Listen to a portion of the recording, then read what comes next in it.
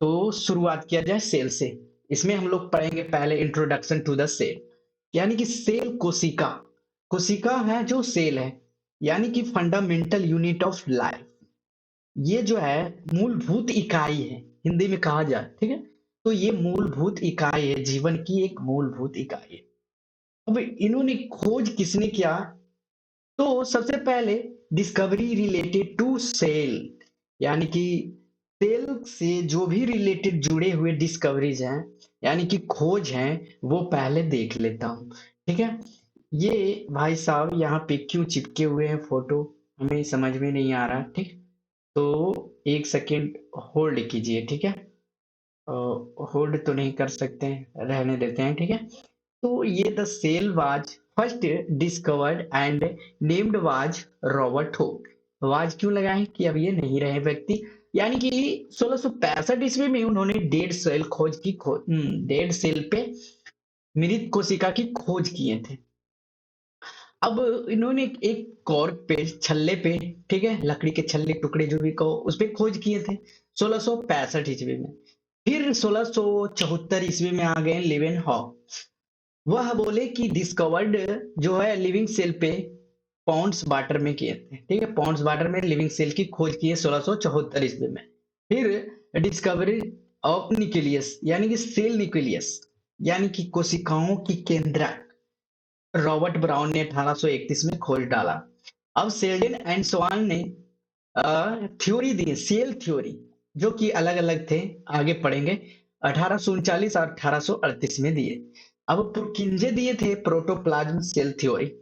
अब सबसे पहले ये जो सवाल था, हु डिस्कवर्ड द सेल, तो सबसे पहले करा ना, हु डिस्कवर्ड द सेल, तो एट फर्स्ट रॉबर्ट हुक 1664 65 था ना, हाँ, 1665 में।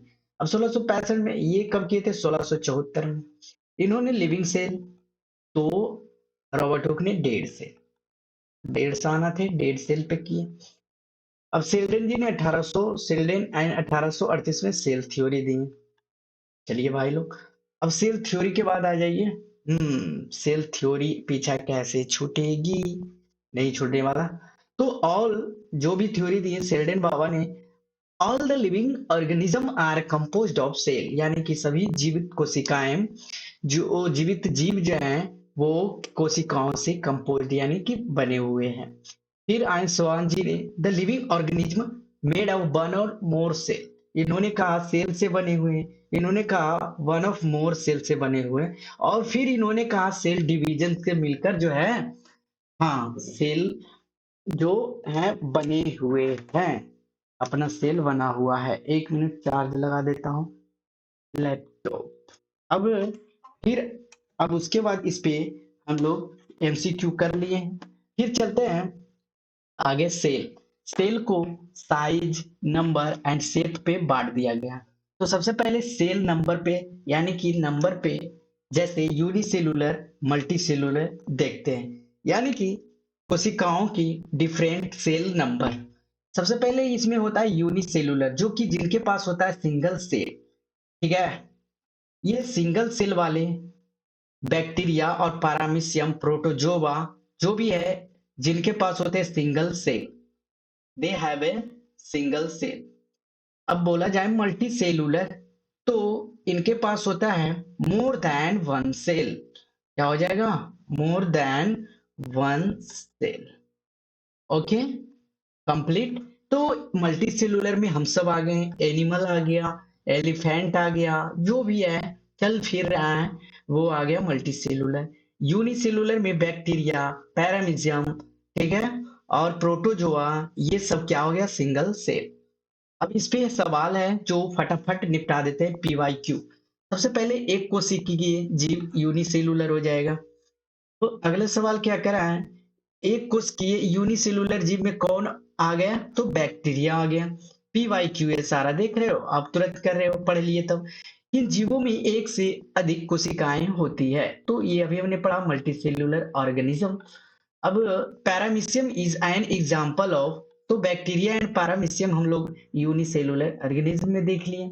अब एग्जांपल ऑफ मल्टीसेलुलर ऑर्गेनिज्म, तो ह्यूमन एंड एनिमल हो जाएगा मल्टीसेलुलर। और बस 30 सेकेंड में हम लोगों ने 5 सवाल कर दिए। ठीक है, आपको इसी तरह से करते हैं। अब सेल और डिफरेंट नंबर के बाद आ गए डिफरेंट शेप, यानी कि इसकी आकार भी तो मायने रखती है सेल की, कोशिकाओं की। तो चलिए अब आकार से जुड़े सवाल देख लेते हैं। सबसे पहले ये वॉन सेल जो है स्पिंडल पे है, रेड ब्लड सेल देख रहे हो circle, white blood cell concave की तरह यहाँ पे दिख नहीं रहा होगा थोड़ा सा, नर्व सेल ये हो गया, इंटेस्टेनियल सेल ये ओवम हो गया, और ये स्पर्म सेल हो गया। अब इस पे जुड़े सवाल PYQ देख लेते हैं। Which of the following cell is branched and elongated in shape? तो elongated in cell कौन सा था बताइए, elongated in cell, तो इसमें कौन सा हो जाएगा, नर्व सेल। ये था ना भाई, ये इनलोगेटेड सेल, ठीक है, ब्रांच्ड एंड इनलोगेटेड सेल। अब कह रहा है विच सेल इज स्पिंडल शेप्ड, तो स्पिंडल सेल कौन था, तो यहाँ देखिए वॉन सेल स्पिंडल सेल था। ठीक है, देखिए सवाल बन रहा है तो अच्छी बात है। किधर गया बॉन्ड सेल। अब अगला सवाल क्या कर रहा है, रेड ब्लड सेल्स आर, तो रेड ब्लड सेल्स देखिए किस तरह से था, तो कॉन्केव टाइप के थोड़ा रहता है और सर्कुलर रहता है। तो हमारा आंसर कौन सा हो जाएगा, हाँ राउंड एंड बाई कॉन्केव हो जाएगा। क्या हो जाएगा, red round and biconcave. अगला सवाल, which of the following cell is spherical in shape. यहाँ पे देखिए फोटो, स्फेरिकल इन शेप कौन है, ये देखिए स्फीयर के, अच्छा ओवम है ना स्फीयर में, भरा भरावट, तो ये कौन सा हो जाएगा, ओवम। अगला सवाल, बस एक सेकेंड और, which of the following cell helps in absorbing nutrients and columns like a structure. निम्नलिखित में से कौन सी कोशिकाएं पोषक तत्वों के अवशोषण में सहायक होती हैं और स्तंभ के आकार के होते हैं, तो ये क्या हो जाएगा, आंत की कोशिकाएं। ठीक है, अब चलते हैं और प्लाज्मा मेम्ब्रेन के पास चलते हैं। ठीक है, हम लोगों ने क्या पढ़ा, नंबर पे पढ़ा सेल, उसके बाद क्या पढ़ा, नंबर पे सेल पढ़ लिए, फिर शेप पे। अब क्या होता है, साइज पे भी तो मायने रखता है ना, तो सबसे बड़ा साइज, सबसे बड़ा छोटा सेल किसका होता है, तो ये सबसे बड़ा माइक्रो स्मॉलेस्ट सेल माइक्रोप्लाज्मा का होता है जो कि बैक्टीरिया में पाया जाता है, और सबसे बड़ा लार्जेस्ट सेल किसका होता है, ऑस्ट्रिच एग का होता है। ये आप ध्यान दीजिएगा, जैसे पूछ दिया जाए which is the smallest cell in living being things या लिविंग ऑर्गेनिज्म, तो कौन सा हो जाएगा, माइक्रोप्लाज्मा में होता है। अब बोल दिया सबसे विच इज लार्जेस्ट, क्या हो जाएगा सेल इन लिविंग ऑर्गेनिज्म, तो कौन सा हो जाएगा, ऑस्ट्रिच एग। ठीक है भाई लोग, अब बोल रहा है प्लाज्मा मेम्ब्रेन सेल, क्या हो रहा है, रिकॉर्ड हो रहा है या नहीं, हाँ हो रही है।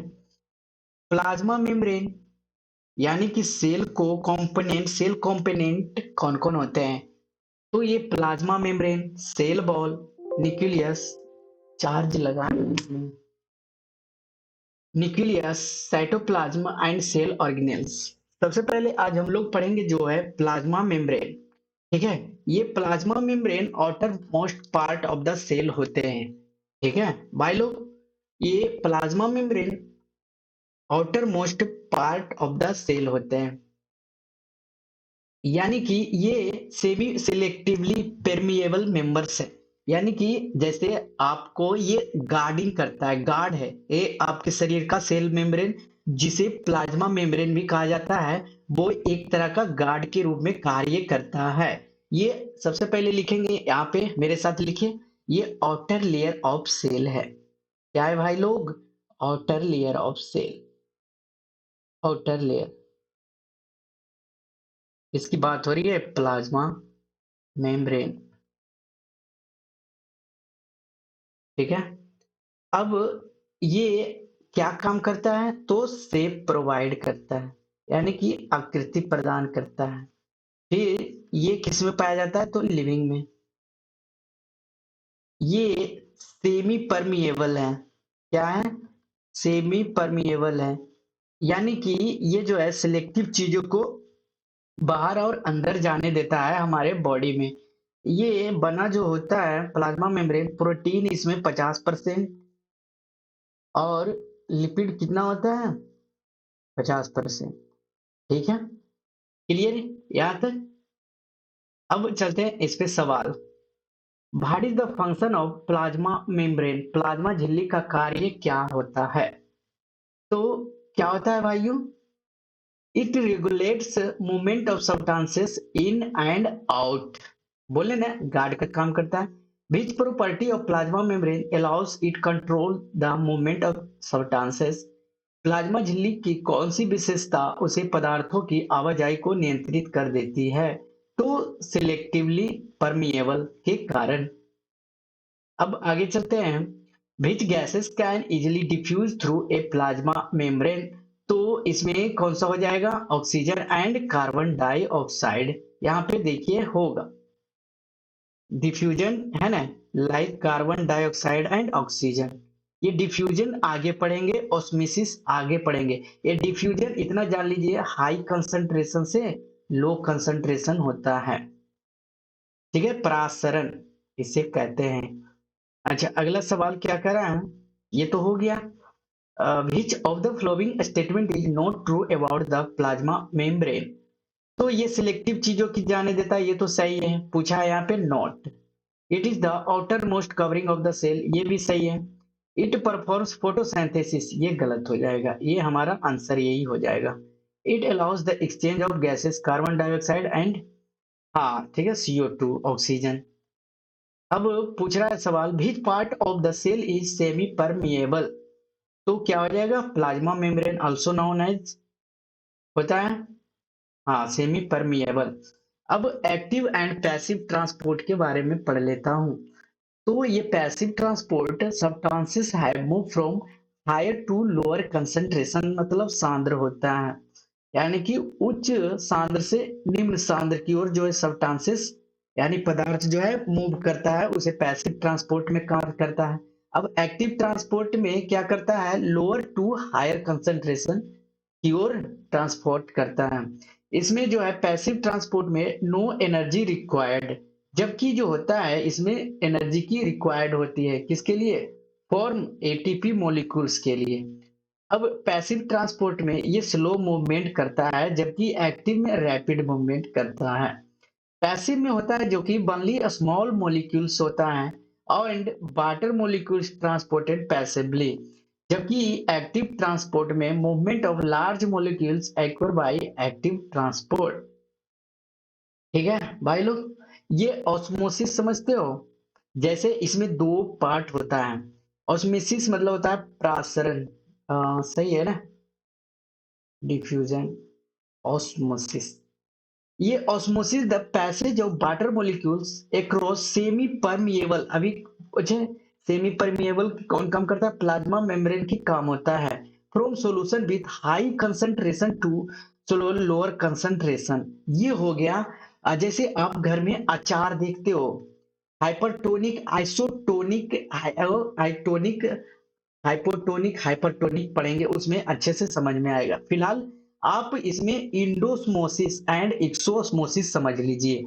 इंडोस्मोसिस होता है द प्रोसेस इन विच, जिसमें ऐसा प्रोसेस प्रक्रिया जिसमें वाटर के कण जो सोलवेट में इंटर इनटू द सेल, यानी कि कोशिकाओं में सेल होते हैं, स्वेल हो जाते हैं, फैल जाते हैं, इंटर करके वाटर, उसे इंडोमोसिस करते हैं।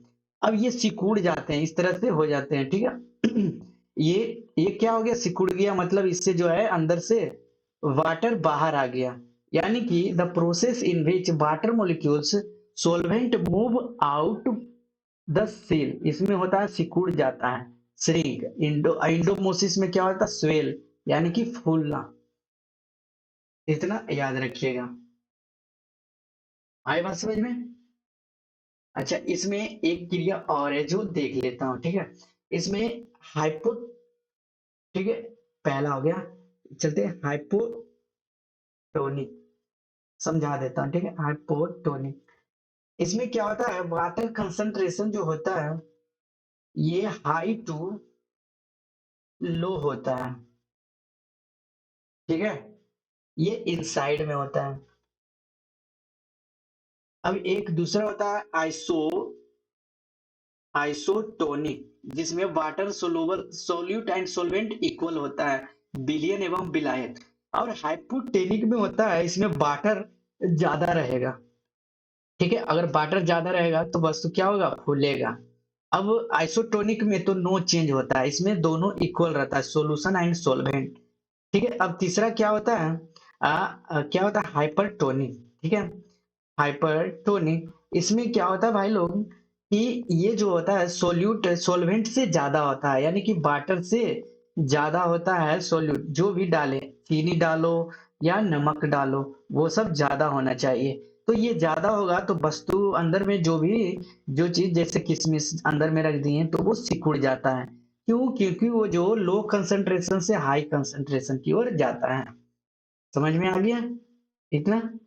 अब डिफ्यूजन क्या होता है, the process of movement substances, कोई भी पदार्थ हो, solid liquid gas, from the region higher concentration to region lower concentration, so spread in from, जैसे गैस देखते हो तुरंत टेम्परेचर से फैलाव ज्यादा हो जाता है, यानी कि लोअर कंसंट्रेशन से हाई स्प्रेड में फैल गया।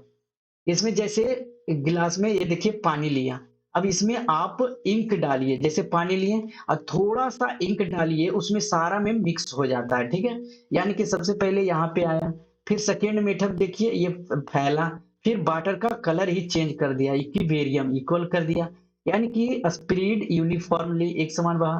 फिर जब इस प्रोसेस को डिफ्यूजन के द्वारा मॉलिक्यूल्स में सब्सटेंसेस में मिक्स किया गया, तो मॉलिक्यूल्स अदर सब्सटेंसेस हो गया, कलर उसका क्या हो गया, चेंज हो गया। ये क्या हो गया, डिफ्यूजन। ठीक है, अब डिफ्यूजन एंड ओस्मोसिस का डिफरेंट देख लीजिए। तो ये फेनोमेना मूविंग अभी हायर कंसंट्रेशन से लो। ठीक है, अब इसमें क्या होता है, सोल्यूट सोलवेंट होता है, हाइपरटोनिक है ना, इट इसमें लिक्विड ओनली होता है, लेकिन इसमें लिक्विड एंड गैस दोनों में होता है। इसमें नो मेम्ब्रेन सेपरेशन रिक्वायर्ड, लेकिन इसमें सेमी परमिएबल होता है। ये water is not necessary for movement, diffusion के लिए वाटर नहीं, गैस में भी बताएं, लेकिन मेन सोलवेंट इसमें क्या होता है, वाटर ही होता है। The follow of constitute all direction, जैसे गैस फैल जाता है सारे डायरेक्शन में, ये only one direction only, osmosis. Diffusion is natural phenomena that can be stopped, ये रोक नहीं सकते, लेकिन ये इसे रोक सकते हैं, ऑस्मोसिस को।